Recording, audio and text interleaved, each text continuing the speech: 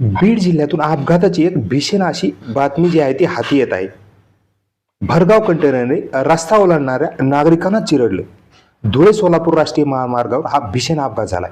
यात 6 जण ठार तर 2 जण गंभीर जखमी झाले. धुळे सोलापूर राष्ट्रीय महामार्गावर बीड तालुक्यातील पेडगाव फाटा नामलगाव उड्डाणपुलाजवळ आज शनिवारी सकाळी भीषणच अपघात घडलाय.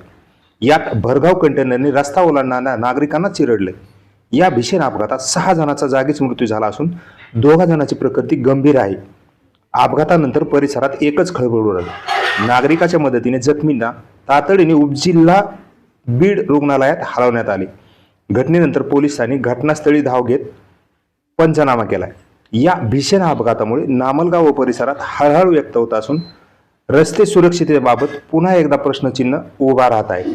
हा भीषण अपघात जो आहे आज सकाळी बीडमधील नामलगाव उड्डाणपुलाजवळ आहे तो घडलाय आणि या भीषण अपघातात 6 जणांचा मृत्यू झाला असून 2 जण गंभीर जखमी झाले अशी माहिती हाती येते.